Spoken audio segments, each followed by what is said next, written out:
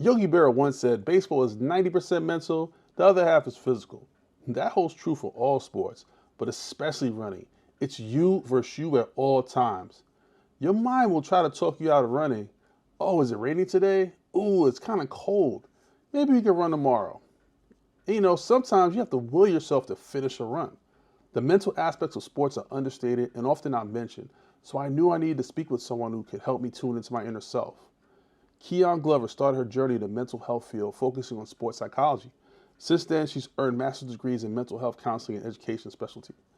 Kion is also a talented model, gracing the runways at New York Fashion Week, Miami Beach Week, Art Basel, and many more. She's also my niece, so y'all can see the smarts and modeling running our family. I sat down to speak with Kion about my wellness journey right before we kicked off a game of spades. How you doing, Kion? I'm good. New year. I'm excited. You excited? Yeah. A lot of big things. Just got both my masters. About to submit my application, get licensed, figure out where I want to move because I don't want to stay here. So, yeah, getting the ball rolling on everything. So what did your master's in? Mental health counseling and educational specialist. So if I want to work in schools, I can. Dope. So you've also studied sports psychology. Yeah. And so I've been running these marathons. Mm-hmm. And so I kind of wanted to ask you about like where you see my journey from that mental perspective. Like, what are some of the things I can probably think about as I'm preparing to run these races? Again, just talking about my friend, I asked him those questions too, what it's like to run marathons, because it must be just physically challenging to put your body under so much stress. I couldn't even imagine how it is. But in a mental aspect, it's just keeping focus. You have to focus on and being in the present. But I really think you have to be mentally strong for things like that. You can't just go into it just willy-nilly. Definitely have to prepare, getting that routine, what helps you stay focused, what helps you stay running, because I would want to stop. I would want to stop. Like, how do you like continue to keep running and tell yourself keep going when you want to stop? There's plenty of times when you feel like, I just want I want this to be over with, but you you give yourself like goals, like checkpoints, right? So it's like, hey, I'm running. Let's say I'm running 10 miles today, right? It's like, okay, first 3 miles, all right. So that's a 5K. I've done that before, so I'll kind of ease into that. Okay. Then, all right, now you're at, let's say mile 6, so that's a 10K. Yeah. So you're like, all right, but I'm also more than halfway done. Uh-huh. Right, and now maybe get to 8, and you're like, oh, it's 2 miles. I've done 2 miles, so it's kind of thinking about all things I've already done before, so I can keep pushing my body to go forward. But yeah, you're constantly playing games mentally to keep yourself like in the present. Where does your mind wander when you're running? Like, what is your mind thinking about? Are you thinking about it, or are you just trying to think about something else? I think about other things. So which is what's great for me for running is that so say there's something at work that I got to try and figure out. So I'll start thinking about work, right? Like, how can I resolve a problem? If it's a relationship, if I'm in a relationship, how do I, how's that going? What can I do different? How's, those things, any family issues, how can I figure out, where my part of it is and how can I, clear it up? Yeah. Or even like, hey, what do I want to do this week? Like, do I want to go on vacation? Yeah. Like, stuff that you don't normally get. Sometimes you don't get a chance to sit down and think about it. So that's your moment too. But it is, right? And then I'm listening to music as well. So sometimes I just get lost in the music and just let the music play. Yeah. It sounds like you have a rhythm. I feel like you do definitely have to have some type of rhythm while you're doing all that. Because again, you can't just go into it. You have to prepare yourself, have that rhythm, have the, you're running with the beat, or maybe the beat is kind of keeping you up pace. So it sounds like you definitely have that rhythm. I think that's important. When you're an athlete, finding that rhythm, finding that good balance of what you're doing. A lot of what I have been studying is mainly performance anxiety. And this is the mental aspect of performing. Mm-hmm. Not a lot of people think about that. You're performing, your body is, hey, I have to put on a show. And if I don't perform, I'm going to lose, or I might lose my job or endorsements, whatever. There's a lot of things that go into being mentally prepared to perform. And as a model, even though I'm not putting my body under stress from running, I still have to perform. I still have that mental performance anxiety, constantly thinking about, am I doing this right? Do I look good? It's a lot that you have to prepare yourself for. But usually when it's a performance anxiety issue, it kind of, what are you fearful of? That's kind of where anxiety comes from at the end of the day, is what you're fearful of, how I look at it. And you really want to get to the point of it. What is going to help me get over this fear? What is this anxiety? Where is it coming from? How can I help myself with this anxiety? But a lot of, with performance and mental performance and just being an athlete, a lot of this is people's escapes from life. What they're going through, crappy situations in their own life, family, relationship, like you said, a lot of this is an escape. But I feel like you're probably running away from it, literally and figuratively, instead of really just, it's right there. You can't run from it for so long. Yeah. And that's how people become addicted to exercising and performance and stuff like that. I agree, but also I think if you do take the time to tackle it, right, then that's the benefit. So, when I get done running, I'll write something down, here's things I need to do. Or I'll go out and I'll say, oh, okay, wow, let me go execute that afterwards. I do think where people get anxiety from running, even this is sports that, it's because they see their perception of how others, it's their perception of how others perceive them, right? Mm-hmm. So if you yesterday I'm watching the Giants game and, Mason Crosby misses the kick, right? He can be down on himself for missing a kick, but the performance anxiety can be if I miss a kick, 50,000 people hate me today. Yeah, and that's another thing that I think is so scary, is that people forget that as an athlete, you're still a person. Right. They look at you as this robot, this machine that's made to perform. It's no, they still mess up. They still may have a bad day, a bad game. And let you have a bad game, they'll hate you. And people forget that, again, these are human beings. You can't just be saying anything about people. And I was watching the documentary about Odell Beckham. What's the other background? David Beckham, yeah. And he was saying, he was going through all that, the stuff that they were saying about his wife, about his kids, about him, that. I can't imagine that, just people not even knowing who you are and just spewing so much hate that adds an extra layer of that anxiety. Like you said, people are going to hate me if I miss this kick. Right. This costs us the playoffs. Now everybody hates me. Right. That's a lot of guilt, a lot of pressure. No, it is. That's a lot. And but as a runner, running these races, the only pressure you really have on is yourself. Exactly. Right. You don't, it's you're trying to live up to your expectations of where you thought the race was going to be, but every race is different, and you might have come out saying, all right, I'm gonna crush it today, and it's windy, or it rained earlier, so the road is a little wet, or it's really hot and you need to slow down because you're gonna get dehydrated, you might faint. Gotta make sure you're okay. So, or you might get injured, you're running and all of a sudden, the first 2 marathons I ran, I got injured both of them, and it's I had to literally slow down, stop, walk, and not get caught up in I'm not producing. My goal was to finish, so I'm finished any way possible. Yeah, but that's also scary. I'd rather other people be upset than me be upset at myself, because I can't get away from myself. Like you said, your only competition is yourself, clearly, with running marathons, but I'd rather, other people be mad than me be mad at myself. I can't get away from the thoughts in my head or the constant expectations or the pressure that I put on myself. So also giving yourself grace as an athlete, as a runner, not pushing yourself, not saying you done this before, why aren't you doing, your body may not work sometimes, sure. And that's okay.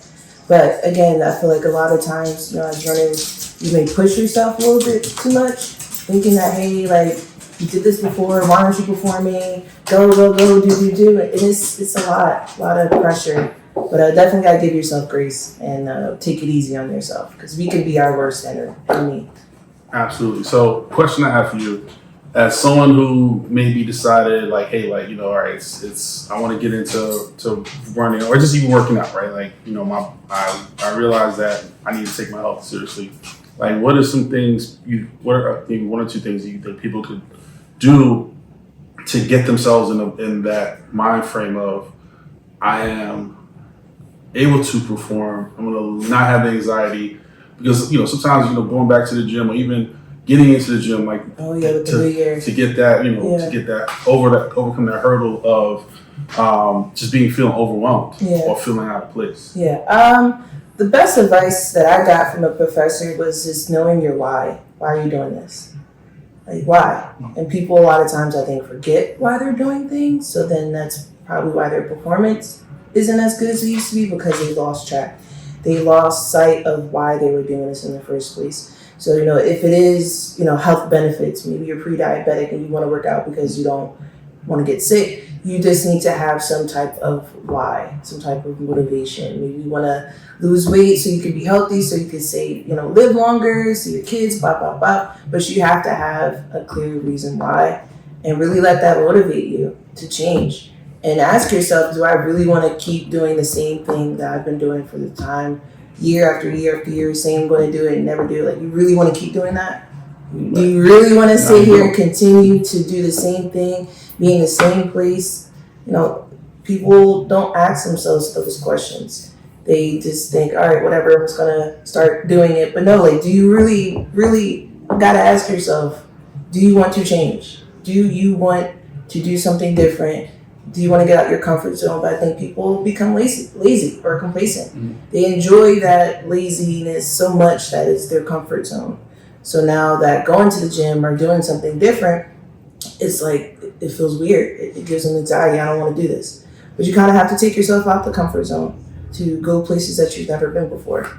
But I definitely think that knowing your why and really asking yourself those heavy questions and be honest with yourself. I think people aren't honest with themselves. And it's funny, like, how can you lie to yourself when you know what the truth is? Right. Yeah. But, the truth hurts. It hurts a lot of people, and not a lot of people are mentally strong enough to handle that. But once you get over that hurdle, it's like, all right, cool. I'm honest. I need to do this or I need to do that. Once we're honest with ourselves, that really can take us a long way. But yeah, that everything has to start from within first, asking yourself that why, really challenging yourself and asking yourself those heavy questions of why am I changing or what do I need to change, and being honest. That would definitely help. Yeah, life, like I see a quote a long time ago, life begins outside your comfort zone. I think for me, like a couple things I do, every morning I look myself in the mirror, right? Whether I want to or not. And when I post or when I talk about this journey I'm on, I'm very honest about hey, I'm not running, 8-minute miles. I'm not crushing it. Like, I'm just doing what I can. Yeah. Like, today might have been a good day. Today might have been a bad day. But I think people can relate to that. And it opens it up for being more accessible when they see, like, hey, he's a regular dude. Like, yeah, I was an athlete, like, a long time ago. But now, I'm a middle-aged guy that's trying to, maintain my health and get my health be better. Yeah. And that's relatable to a lot of people. So I think that, if they can see someone like me who they aspire to, they feel inspired by being honest. Yeah. Then they also can feel like, all right, I can be honest with myself. Yeah. I see that a lot, especially like with myself and like how I post with Instagram. I don't really like being vulnerable, but I do because I know someone else out there is reading it and they see it. And now I'm seeing a lot more people being open and honest about their struggles. And it's like, wow, like you really don't know who's watching you or who's inspired by your story. So it is a bit difficult to be vulnerable sometimes about your own struggles. But like you said, you don't know who you're inspiring. You don't know who's really looking at that and saying, wow, like this is a person that is relatable to me. They're not this big wig type, popular, rich. They're just an everyday person, and that's okay. And that motivated me. And I think when we're honest about our own story, where we're not trying to, cover it up and make it look good. Remember to say, like, sometimes I don't always do my best. I think that's really where a lot of people can, again, be inspired and motivated. Yeah, absolutely. All right, so when you coming to watch me run? Shoot, when's the next one? Miami, actually. Oh, wow. That's dope. Yeah, I have Miami half coming up end of the month, and then potentially along with the Los Angeles Marathon. So, wow, that's dope. Yeah, no, I couldn't run. I'm just, how? I don't get it. It's crazy. I mean, some people start walking. That's where I'm, yep. And then they get up to jogging. Gradual process, that's true. And then, they eventually say, okay, I can run. And it's not where you just say, I'm going to run 5 miles out the gate. It's you can't do that. Baby steps. Right. You might say, oh, I'm going to track. You might do, all right, I'm going to do 1 lap. Yeah. And maybe that 1 lap takes you like 3 minutes. But then tomorrow it might take you 2.5. And then, I think for me what helped was, getting medals, right? Like the endorphins, right? The endorphins of I just ran this thing. I just did this thing that's really hard. And here's a shiny medal to wear around my neck for this time. And people are like, yo, congratulations. Like, you love that shit. Like, people love it. So, you feel right. So you kind of feel like it is a little selfish, but that's part of motivation. Like, it's not selfish. It's not. You want rewards. Yeah, we do. We want that. And people are afraid to say, we want attention. We want to feel like, wow, somebody's paying attention. People want that. Yeah, absolutely. So it's not necessarily a bad thing. I mean, it becomes bad when it becomes obsessive. When you're really, again, forgetting your why. You're just doing it strictly for the reward. Right. No, I agree. And with the Abbott 6 majors, so New York, Chicago, London, Boston, Berlin, and Tokyo, only about over 11,000 people have completed all 6 races. Like, so part of the motivation for me is like, I want to be part of that, like, less than 1%. Yeah. Right. And, being able to go around the world and, and join this community and be part of the community as well. And then also, like, every time I finish a marathon, I buy kicks that are, for those colors. So that's so like right now I got the Chicago Dunks on from completing Chicago. Yeah. That's a motivator too. Yeah, that's cool. It's like I'm gonna buy some shoes to celebrate that. So that's dope. That's dope. Thank you for your time. No problem. Definitely gonna take what you said to heart, and I'll see you out there. Yeah, I'll definitely be at one. There's C1 TV running one. I see it. It's gonna happen. So, tell me what you guys thought. Kion gave great advice, and as of this recording, she has just started her first day at work, and I am the proud uncle. This whole journey is mental. When I was younger in my 20s, I could go to the gym, work out all day, play ball all day, go out all night, party all night, dance all night, get up in like 3 hours and do it all over again. It was easy. Now, here I am in my late 40s, it's a lot harder. I'd rather sit on my couch and watch Netflix.